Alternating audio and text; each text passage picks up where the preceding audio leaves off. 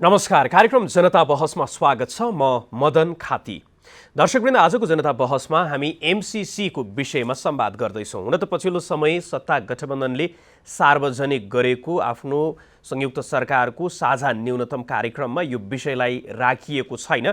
यद्यपि प्रतिपक्षदेखि लिएर नागरिक तहबाट र विभिन्न अभियानहरूले यो विषयमा पछिल्लो समय जसरी एमसीएले आफ्नो काम कारबाहीलाई अगाडि बढाइराखेको छ, त्यो विषयलाई लिएर निरन्तर चर्चा, केही रूपमा विवाद पनि देखा परिराखेको छ।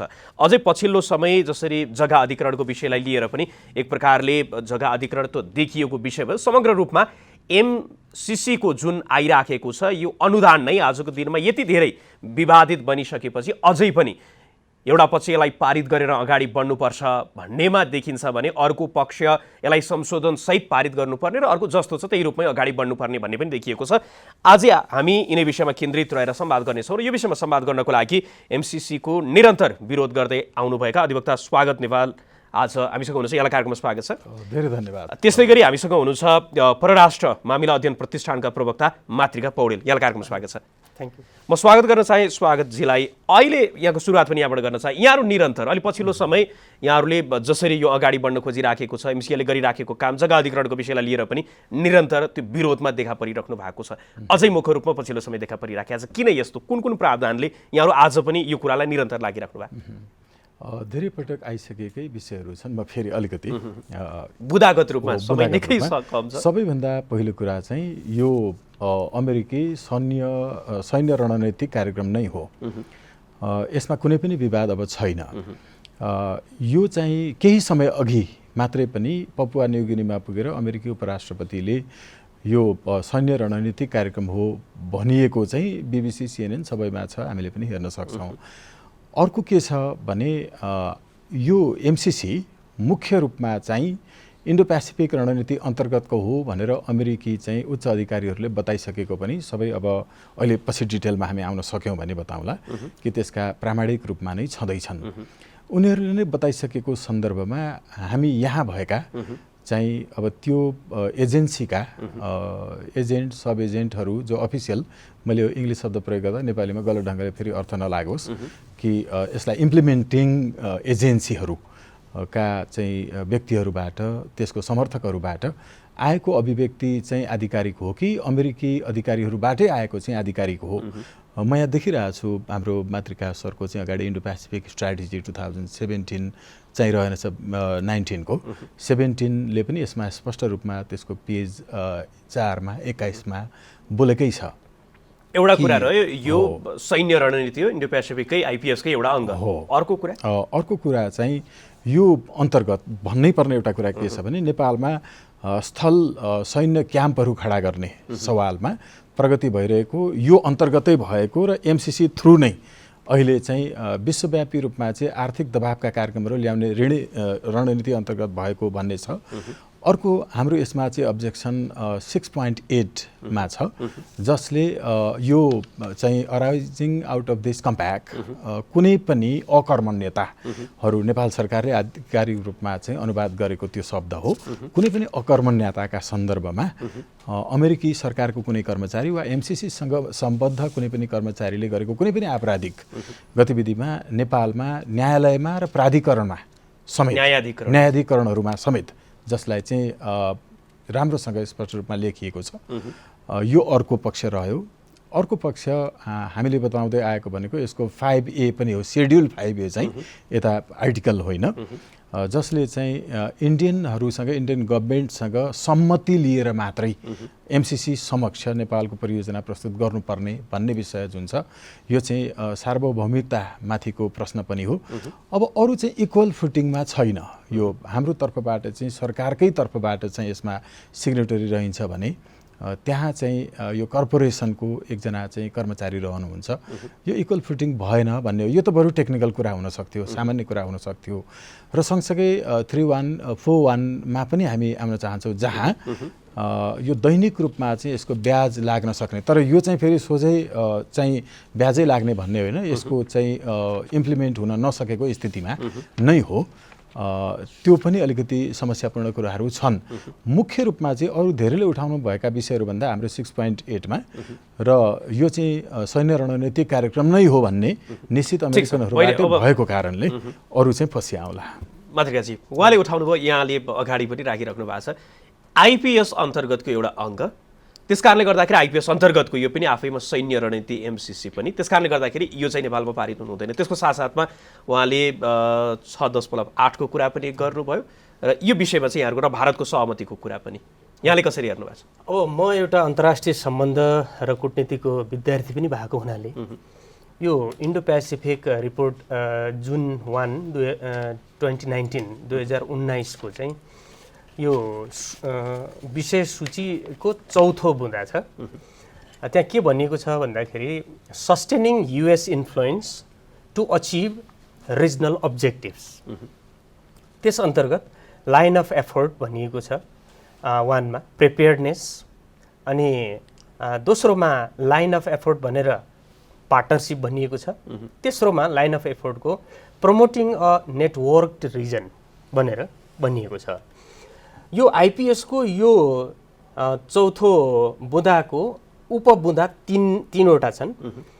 त्यो अन्तर्गत अमेरिकाले यो एमसिसी अनि एमसिसी हुँदै एमसिए जो एउटा नेपालमा भनौँ न एउटा एजेन्सीको रूपमा नेपाल सरकारको अन्तर्गत भनेर भनिएको छ होइन, त्यही खालको चाहिँ कानुनी लिगल इन्स्ट्रुमेन्टहरू छ। यो बुँदा अनुसार हामीले के बुझ्छौँ भन्दाखेरि आफ्नो क्षेत्रीय उद्देश्यहरू भनेको अमेरिकाको क्षेत्रीय उद्देश्यहरू हासिल गर्नका लागि तयारी, साझेदारी र नेटवर्क सञ्जालीकृत क्षेत्र निर्माण गर्ने के का लागि भन्दा क्षेत्रीय उद्देश्य हासिल गर्नका लागि। अब यहाँ के देखिन्छ भन्दाखेरि त्यसो हो भने अमेरिकी विदेश नीति र कूटनीति अन्तर्गत यो नेटवर्क प्रिपेयर्डनेस र पार्टनरसिप चाहिँ यो एमसिसीको सन्दर्भ आउनुभन्दा अगाडि उनीहरूले यो ऐन 2003 मा मिलेनियम च्यालेन्ज एक्ट जो उहाँहरूले चाहिँ कङ्ग्रेसबाट पारित गर्नुभयो र त्यसपछि जुन 4 देखि चाहिँ प्रोजेक्टहरू भटाभट संसारभरि त्यो भनौँ न उहाँले भन्नुभएको जस्तै कहीँ इक्वल फुटिङ देखिएला कहीँ नदेखिएला त्यो गरिरहनु भएको छ र हुँदाहुँदै नेपालमा पनि त्यो आइपुग्यो होइन। अब मैले यहाँ के देख्छु भन्दाखेरि दक्षिण एसिया प्रशान्त क्षेत्रमा अमेरिकाले पहिला प्यासिफिक ठ्याक्कै त्यही भन्दैछु जुन कुरा उठाइराख्नु होइन आजको दिनमा चाहिँ यो आइपिएस अन्तर्गत यसमा हो मैले त्यो आफैमा चाहिँ सैन्य रणनीति नै रह्यो अमेरिकाको चीनलाई कन्टेन गर्ने होइन, त्यसमा चाहिँ यो त्यस अन्तर्गत भएको कारणले यसलाई अस्वीकार गर्नुपर्छ कि पर्दैन? होइन यस्तो छ, म यो एस्नो क्वेसनमा म जान चाहन्न, किनभने यहाँ थुप्रै यस्ता खालका व्यक्तिहरू उहाँले भन्नुभएको जस्तै एजेन्सी अथवा एक्जिक्युटिभ्सहरू सक्रिय हुन्छन् जो ब्याक स्टेजमा सक्रिय हुन्छन्। हामीले एकैचोटि पटाक्षेप भएपछि मात्रै थाहा पाउँछौँ कतिपय कुराहरू। एमसिसीको विषय 2004-05 देखि नै नेपालमा चलिरहेको रहेछ, तर जब यो एक्जिक्युसन हुने बेलामा आयो र यहाँ थुप्रै यस्ता खालका विवादास्पद बुँदाहरू अघि स्वागतजीले ल्याउनु भयो होइन, अब हामीले पनि पढ्न पाइरहेछौँ, उहाँले ट्रान्सलेटेड भर्सन पनि दिनुभएको छ।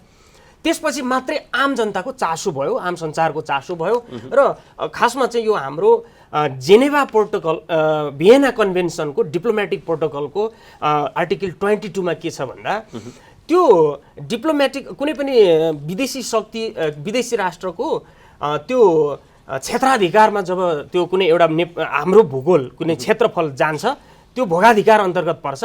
त्यसपछि भियना कन्भेन्सनकै यो डिप्लोमेटिक प्रोटोकलको धारा 22 सक्रिय हुन्छ भनिएको छ। धारा 22 मा के भनेको छ भन्दाखेरि म यो धारा सर एक छोटकरीमा पढिहालेँ।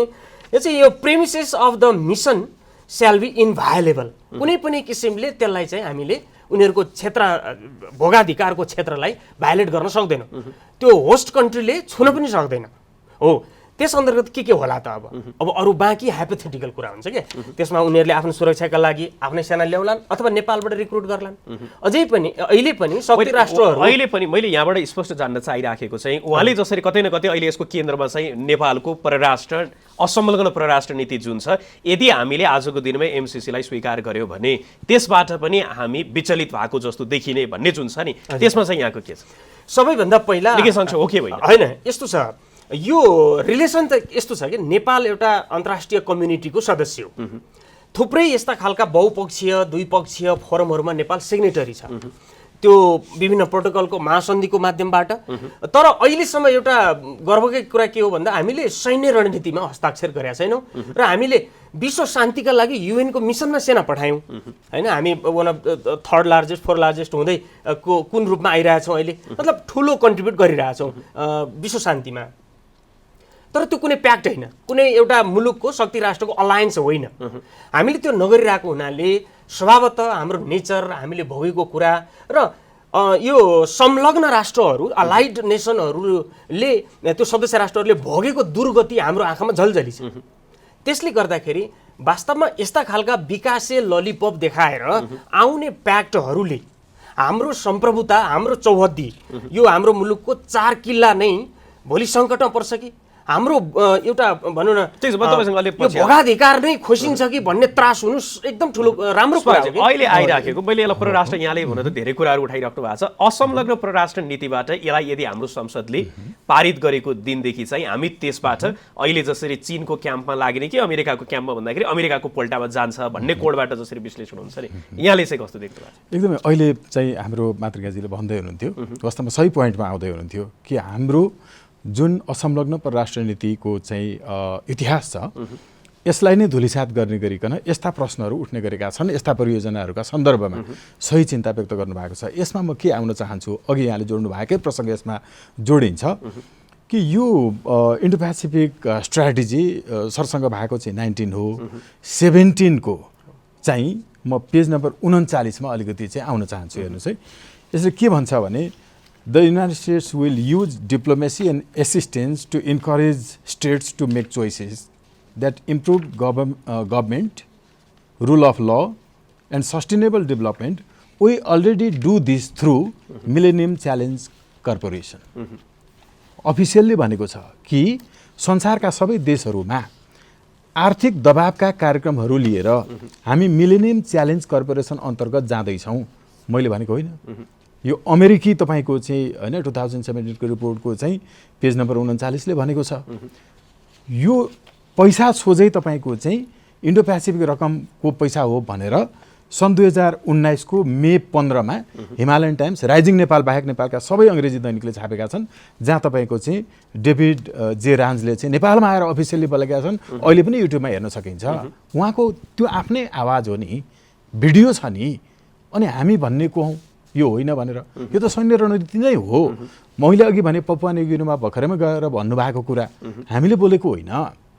CNN BBC सबै तपाईँ चाहिँ यसमा चाहिँ प्रामाणिक रूपमा चाहिँ उपस्थित छन्। अब यो बाहेक अघि भन्नुभयो नि, योभन्दा अगाडि 56 अर्बको रकमका लागि किन संसदबाट पास गरिनु परेन, अहिले संसदबाट किन? यसको पछाडि एउटै कारण छ कि यो नेपालको संविधानभन्दा माथि जाँदैछ। अघि योभन्दा अगाडिको भियना कन्भेन्सनको जुन छ नि त्यो डिफ्रेन्ट म्याटर हो। त्यो किनभने राम्रोसँग थाहा छ मातृका सरलाई कि यसरी परियोजनाहरू सञ्चालन भइसकेको अवस्थामा त्यसका आफ्ना जुरिस्डिक्सनहरू हुन्छन्। तर अहिले चाहिँ के भनियो भने इन्डियाको कन्सेन्टमा, not only in agreement but consent भनेको के हो? कन्सेन्ट छलफलबाट हुँदैन, एग्रिमेन्ट चाहिँ छलफलबाट हुन्छ, सम्झौताहरू छलफलबाट हुन्छ। यसमा पनि कतै न कतै दिइने तर्क के छ भने जुन प्रकारको प्रसारण लाइन निर्माण गर्न खोजिँदैछ र उक्त प्रसारण लाइनबाट विद्युत यदि भोलिको दिनमा बेच्नु पर्दै गर्दाखेरि त्यो भारत मार्फत हुँदै बेच्ने अथवा भारतलाई बेच्ने भन्दै गर्दाखेरि यदि उनीहरूलाई बेच्ने हो भने त उसको सहमति बिना यो निर्माण गर्दाखेरि कहाँ पुगिन्छ भन्ने खालको तर्क चाहिँ जो यसको पक्षमा हुनुहुन्छ उहाँहरूले। कस्तो राम्रो प्रश्न यो डाक्टर शर्णी मुवागले र डाक्टर रामशरण महतज्यूले पनि भन्नुभएको छ। म डाक्टर रामशरण महतज्यूसँग एउटा होटल हार्दिक भन्नेमा सँगै बसेर विषयमा छलफल पनि गरेको थिएँ। उहाँहरूको भनाइ के हो भने किन्ने इन्डियाले हो, इन्डियाले किन्ने भएको हुनाले उसँग सोध्नुपर्छ भन्ने दमित मानसिकता रह्यो। बजारमा मूल्य प्रणालीको चाहिँ सुनिश्चितता कसरी हुन्छ? तपाईँ हामी किसानका छोराहरू, हामी चाहिँ धान फलाउँछौँ, धान फलाइसकेपछि त्यहाँ कति चास हलो जोत्यौँ, कति बाउसे लगायौँ होइन, कति मेरो परल मूल्य पुग्यो त्यो धान झार्दाखेरिसम्म, बताउँदाखेरिसम्म, अनि मेरो मूल्य यति पुग्यो भनेर मैले भन्न पाउँदिनँ। कुरा हो कि त्यो प्रसारण लाइनको मात्रै कुरा, पूर्वाधारको मात्रै कुरा हो कि त्यहाँबाट बहने जुन विद्युत छ नि त्यसमा चाहिँ त्यसको शुल्कको हो र सहमति भने? किन त्यसो भने त यो मात्रै निर्माण गर्न त सोध्न पर्ने थिएन होला। सोध्न पर्नको कारण के हो भनेर अहिलेसम्म जति मिडियाहरूमा आयो नि, टेलिभिजनहरूमा पनि उहाँहरूले एउटै तर्क दिनुभएको छ इन्डियाले खरिद गर्ने भएको हुनाले उसलाई सोध्नु पर्छ नि त भन्ने जवाब छ। अब उत्पादन हामीले गरिसकेपछि it would be better to mention that in mutual understanding the price will be fixed भनेर लेख्नु पर्थ्यो होला नि त। यो नगरिकन इन्डियाको सम्मतिमा नेपालले एमसिसीलाई प्रस्तुत गर्ने परियोजना। अझै पनि यहाँबाट बुझ्न चाहिराखेको चाहिँ यहाँले जुन कुरा गरि आजको दिनमा चाहिँ जुन पूर्वाधार निर्माण गर्ने भनेर भनिएको छ नि प्रसारण लाइन, त्यसको लागि चाहिँ भारततर्फ पनि उक्त पुर्याउने भन्दै गर्दाखेरि त्यो निर्माणको लागि सहमतिको कुरा हो कि त्यहाँबाट भने विद्युतको लागि के कुरा? यो कुरा चाहिँ कम्प्याक्टमा लेखिएन।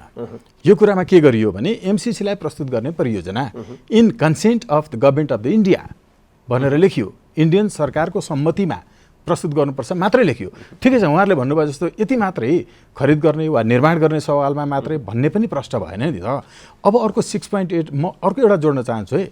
2017 को डोनाल्ड ट्रम्पको एउटा रणनीतिक रिपोर्टको पृष्ठ 4 र यसको 21 मा यदि यहाँ छ भने हेर्नुभयो हुन्छ, यसले प्रष्टसँग के भनेको छ भने यो चाहिँ इन्डो पेसिफिक रणनीति अन्तर्गतकै फन्डको त्यो रकम हो है एमसिसीमा जाने। यति प्रष्ट भनेको छ, हामी किन कन्फ्युजनमा पर्ने? खालि एउटा कुरा के भने अमेरिकाले ल्यायो भन्दैमा विरोध गर्ने हो र एमसिसीको कारणले मात्रै विरोध गरेको होइन। यसले त नेपालमा अमेरिकी भू क्याम्पहरू खडा गर्ने सैन्य भू क्याम्पहरू नेपालमा स्थल सैनिक क्याम्पहरू खडा गर्ने उसको योजना छ। यो योजना त देखिएको छ।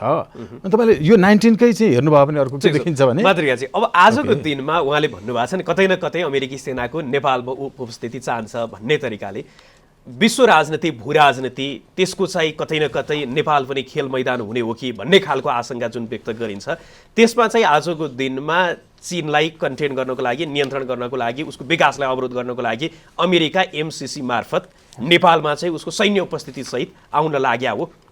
सबैभन्दा पहिला एउटा कुरा चाहिँ क्लियर गर्न चाहन्छु म। जस्तै नेपालले विश्वका 6वटा मुलुकमा सेना पठाउँछ क्या, सेना मिलिटरी अट्याची डिफेन्स अट्याची पठाउँछ। चीन, भारत, बङ्गलादेश, पाकिस्तान, बेलायत र अमेरिका। यी मुलुकहरूमा हामीले सेनाको कर्नेल पठाउँछौँ। त्यताबाट पनि त्यही तहको अथवा अलिक तलमाथिको चाहिँ कमान्डरहरू आएका हुन्छन् र उहाँहरू एक्लै कहाँ आउनुहुन्छ हैन। उहाँहरूको एउटा निश्चित टोली हुन्छ, त्यो सिभिलमा हुन्छ के हुन्छ, शक्तिशाली राष्ट्रका दूतावासहरूमा बाहिरपट्टि नेपाली सेना र अर्को जुन सिभिल सेक्युरिटी हुन्छ, त्यसपछि भित्र उहाँहरूको प्राङ्गणभित्र जहाँ चाहिँ उहाँहरूकै देशको कानुन चल्छ, त्यहाँ दौडिन अथवा चाहिँ अन्य अमर्यादित गतिविधि गर्दाखेरि लाग्ने कानुन भनेको उहाँहरूकै मुलुक अन्तर्गतको कानुन हो।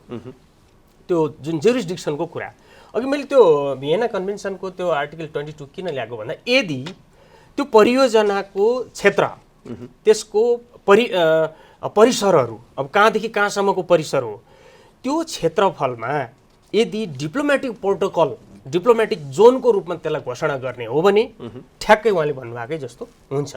तर कतिपय बुँदाहरू क्लियर छैन, यहाँ लेखिएको छैन। र एउटा कुरा के हो भने यो युग भनेको नि अहिले यो रियलिस्टहरूको युग हो कि यो अन्तर्राष्ट्रिय सम्बन्धको सिद्धान्तमा यो रियलिजम किन सक्रिय हुन्छ जहिले पनि भन्दाखेरि 2017 मा एउटा मिटिङ अस्ताना मिटिङमा चाहिँ पुटिनले भन्नुभयो, भ्लादिमिर पुटिन रसियन राष्ट्रपतिले के भन्नु भन्दाखेरि either there will be no rule or games without rule or new rule यस्तो खालको कुरा गर्नुभएको थियो।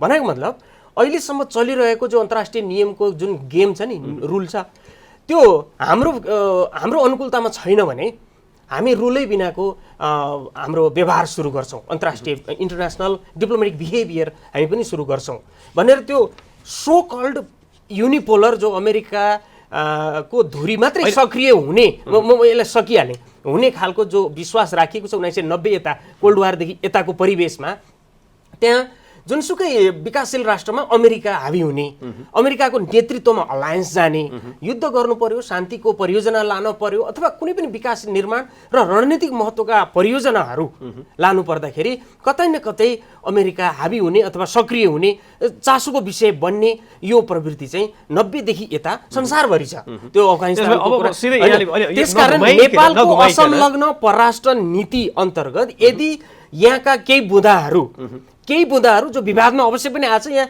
बुद्धि नहुनेले विरोध गरेका छैन, अलिकति चेत हुनेले विरोध गरेको छ, त्यो विवादास्पद लागेको हो भने हदैसम्म त्यसलाई कुन बिन्दुसम्म नेपालको सम्प्रभुता, यो स्वायत्तता, यो भूखण्डको खण्डित गर्ने र यसको सम्प्रभुताको आधारभूत अधिकार र उहाँले भन्नुभयो इक्वल फुटिङमा जाने बुँदा बाहेक होइन, अब यहाँ त्यसलाई आफै परिमार्जन मामिला गरेर जान अध्ययन सकिने प्रतिष्ठानको परिस्थिति भयो। प्रवक्ता होइन, तर म नेपालको यसको परराष्ट्र- पक्षपाती अथवा यसको मैले चाहिँ विरोध गर्ने हिसाबले यहाँ म कुरा गरिरहेको छैन।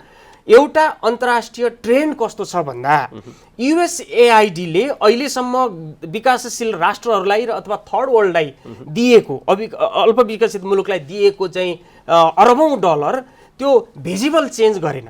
त्यसले प्रशस्त ह्युमन क्यापिटल बनाएन, त्यसले इन्फ्रास्ट्रक्चरमा लगेको लगानी पनि राम्रोसित त्यसले रिजल्ट ओरिएन्टेड गरेन।